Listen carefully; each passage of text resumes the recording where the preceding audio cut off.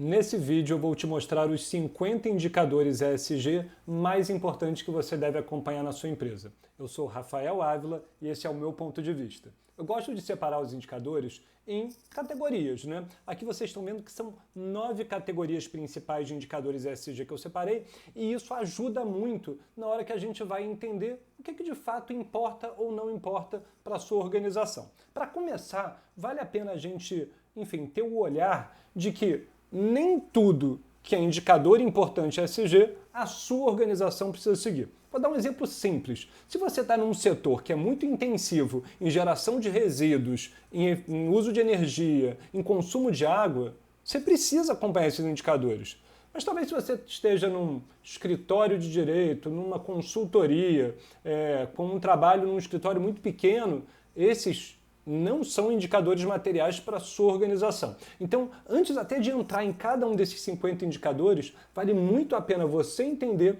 que talvez nem todos eles sejam 100% necessários para o seu momento atual.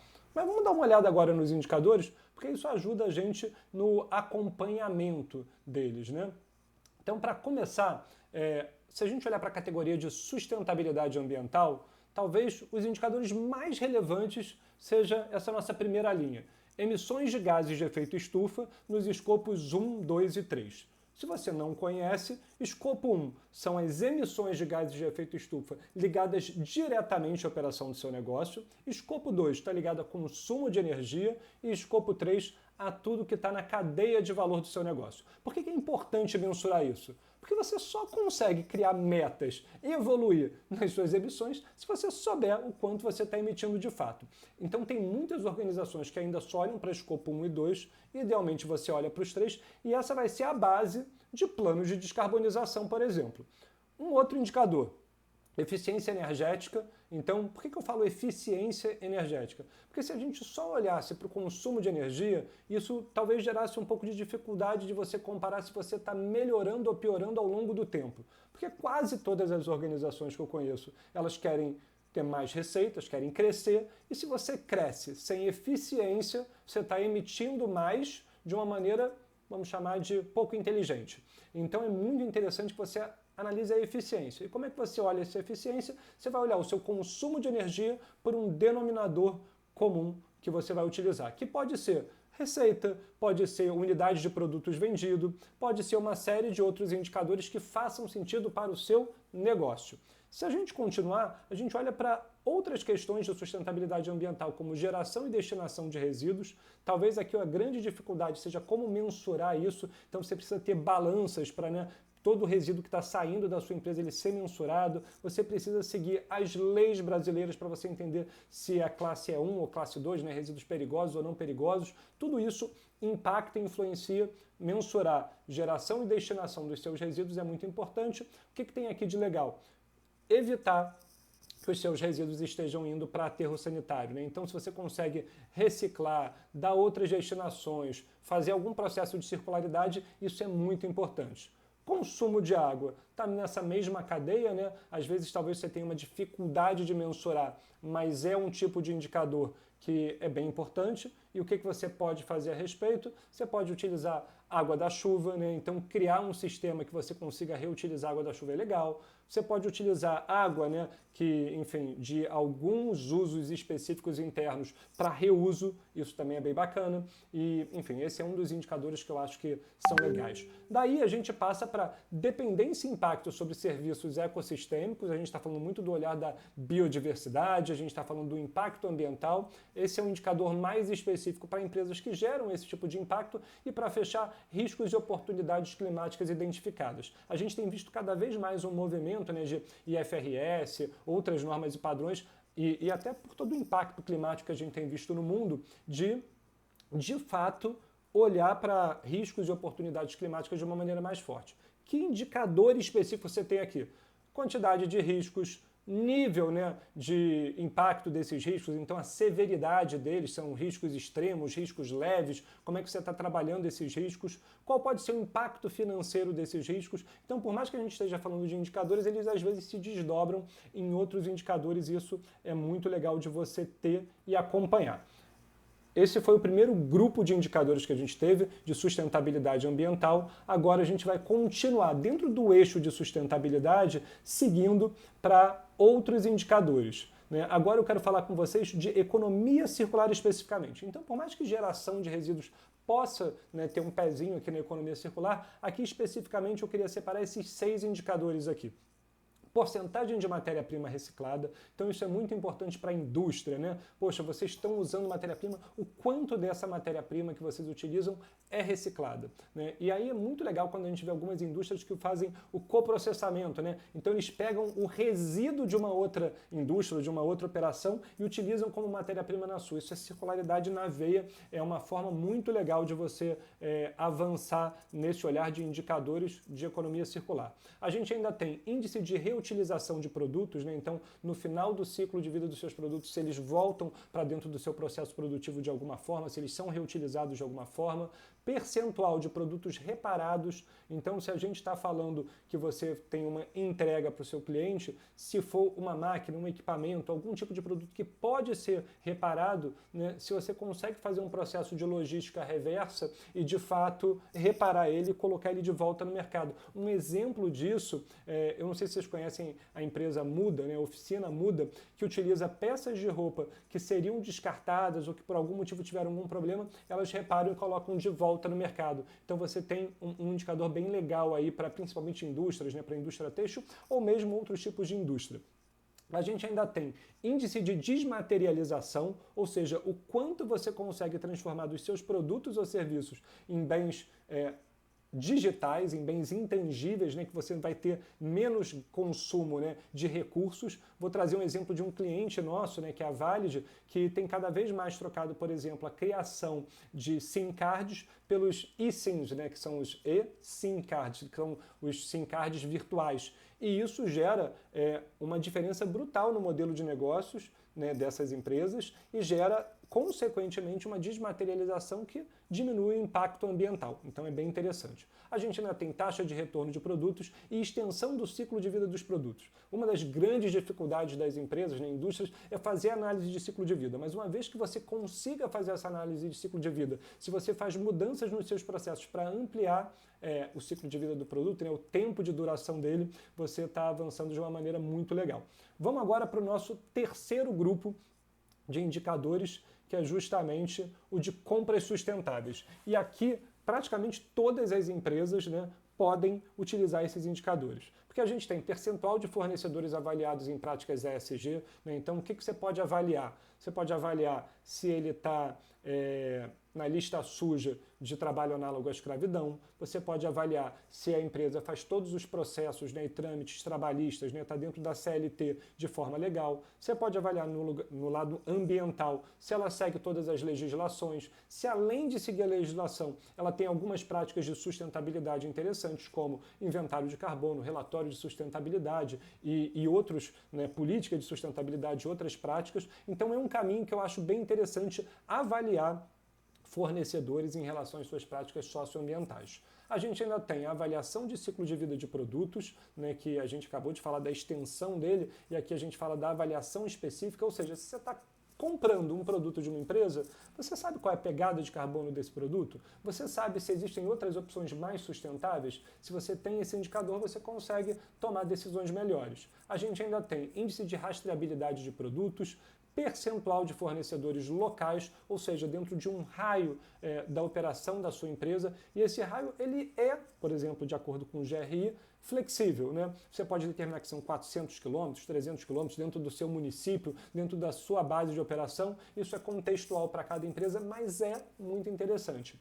E a gente ainda tem avaliação de riscos, né? Escopo 3 da cadeia de suprimentos. Quando a gente fala de compras sustentáveis, é importante você entender como é que está a sua emissão em escopo 3 e, para fechar, auditorias socioambientais que você realiza para garantir que a sua homologação, né, o nosso primeiro indicador, o percentual de fornecedores que foram avaliados, seja de fato correto e verídico. Então, toda vez que a gente faz esse tipo de análise, a gente tem uma série de indicadores ambientais que vão tornar a operação da nossa empresa mais robusta. Mas eu vou fazer aqui um parênteses. Se você tem uma empresa de serviços pequena, talvez muitos desses indicadores não façam sentido, pense bem antes de determinar que indicador você vai seguir, porque isso gera mais trabalho, gera mais complexidade operacional, gera uma dificuldade de monitoramento, né? Então, de fato, escolha os indicadores que são materiais para o seu negócio. Isso faz toda a diferença.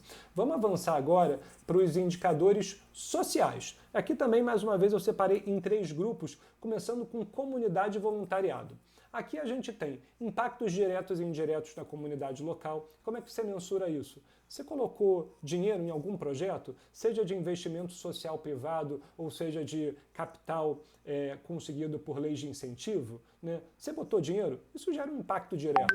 Você gerou algum impacto indireto, por exemplo, uma empregabilidade maior? Você conseguiu ter um projeto onde você fez com que uma população se desenvolvesse mais do que o seu entorno ou que locais em diferentes regiões? Isso tudo é um indicador muito importante de impacto na comunidade. A gente ainda tem projetos de comunidade, né, da comunidade que são apoiados, e aí você pode falar pela quantidade de projetos, quantidade de pessoas impactadas, quantidade de dinheiro investido. A gente tem a satisfação de cliente, né, então a gente está falando do social, comunidade, né, satisfação de cliente CNPS. Ela pode ser aplicada tanto para os seus clientes, como também para projetos sociais, como também para pessoas impactadas, né? Você consegue entender. E o NPS, só para quem não conhece, é o Net Promoter Score, que é um indicador de satisfação que mede de 0 a 10 se a sua organização tem promotores, quando as notas são 9 e 10, pessoas neutras, quando é 7 e 8, e detratores, né? Se você tiver uma nota de 1 a 6, são pessoas que, de certa forma, podem falar mal da sua empresa. Então é legal quando você consegue ver se você tem mais detratores, mais promotores, ou se a sua marca está mais neutra. Tudo isso é interessante. A gente ainda fala aqui de horas de voluntariado realizadas, né? Então se você mede ações que a sua empresa promove com colaboradores, você consegue medir a quantidade de horas de que eles entregaram, né, nessas ações, nesses programas, nesses projetos e iniciativas de impacto social que você gera. E a gente ainda tem devida diligência em direitos humanos, quando você faz um controle e análise completo para garantir que dentro da sua cadeia de valor você não está infringindo direitos humanos, é muito próximo ali da que eu falei, né, da homologação, da análise de impacto socioambiental. Isso é super importante. E o valor total de doações, ou seja, qual foi o valor total de investimento social privado, dinheiro que saiu do bolso, projetos incentivados por leis de incentivo, quanto você conseguiu investir ao longo do ano. Todas essas são iniciativas e indicadores, né, ligados à comunidade e voluntariado. A gente ainda tem para o olhar, né, num grupo de diversidade e inclusão, qual é a diversidade de colaboradores. E aqui eu gosto de falar de 5 variáveis diferentes. Você pode olhar para gênero, você pode olhar para raça, você pode olhar para pessoas com deficiência, para diversidade etária e também orientação sexual, né? Público LGBTI+. Tudo isso traz para você uma visão do quanto a sua organização é diversa. E você não consegue fazer isso no achismo. É super importante que você siga um direcionamento claro, ou seja, você faça um censo de diversidade para você entender qual é a diversidade dos seus colaboradores. E uma segunda parte que é importante, não adianta nada, na verdade adianta, mas não é tão interessante quando você tem uma diversidade muito grande na base da pirâmide, né, nas posições mais operacionais, mas nas lideranças você não tem diversidade. Então é sempre importante que você analise em todos os perfis e cargos funcionais da sua organização. A gente ainda vai falar sobre remuneração e equidade salarial, é essa visão da diversidade para remuneração, então é muito importante que você consiga fazer essa diferenciação. Percepção, né, da inclusão na cultura da empresa. Então, se você tem programas, atividades e como as pessoas percebem essa inclusão, você pode chegar nesse indicador por meio de uma pesquisa de clima organizacional que você faz e traz essa pergunta dentro da própria pesquisa de clima. E para fechar, a gente ainda botou como destaque o percentual de colaboradores PCD, né, que são pessoas com deficiência, para reforçar o que eu já falei no nosso primeiro indicador aqui. Até porque, para muitas empresas, isso é uma obrigatoriedade por lei, ter 2, 3, 4% da sua força operacional de pessoas com deficiência. Então é um cuidado que as organizações precisam ter.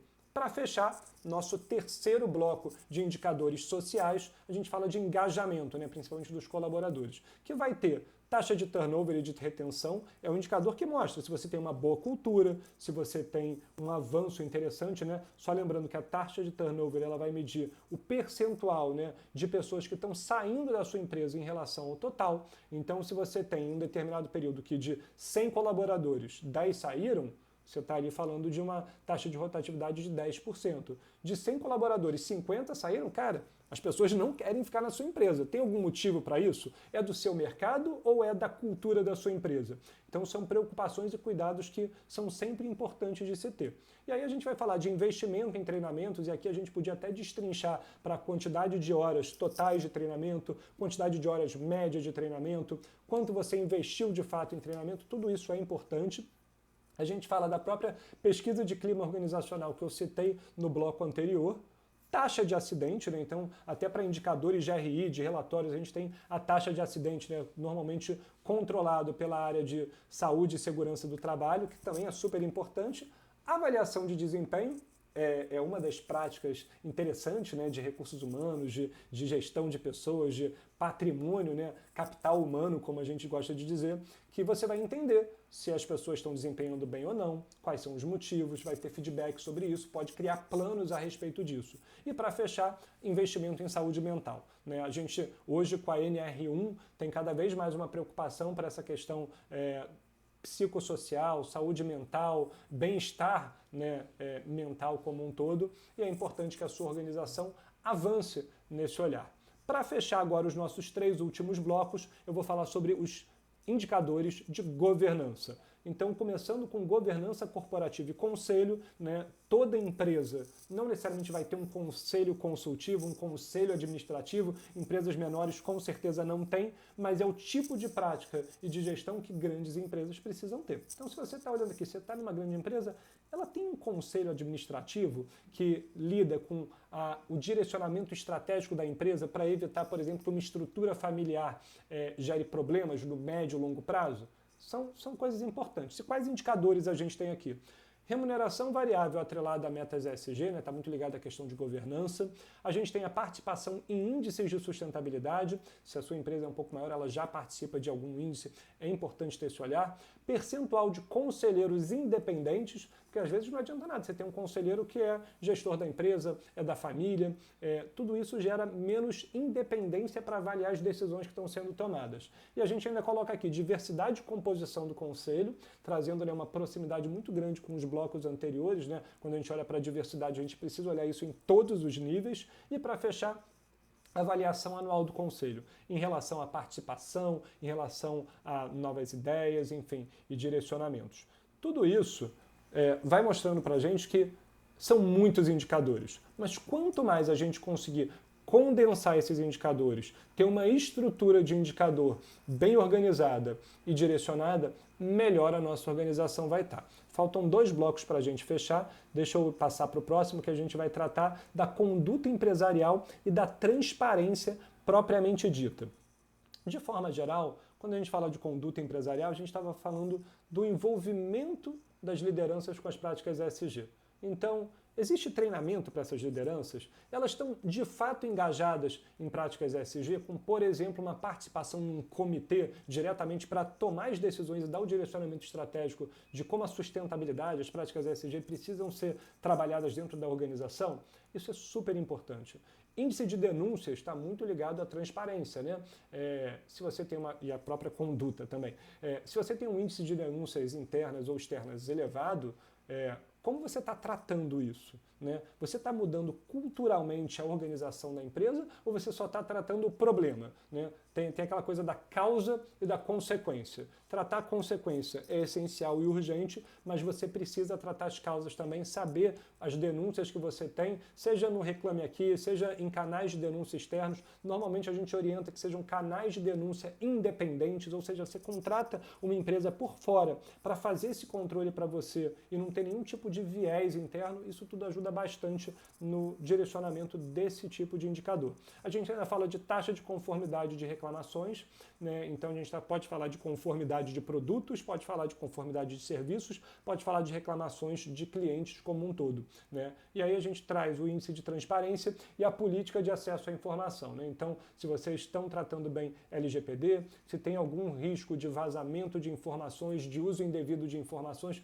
tudo isso pode gerar indicadores. No GRI, por exemplo, em relação à LGPD, a gente fala sobre a quantidade de casos que aconteceram de violação dela, né? E quando não tem nenhuma, beleza, seu indicador é zero, é um indicador maravilhoso. Quando existe, você precisa mais uma vez tratar a causa dos problemas.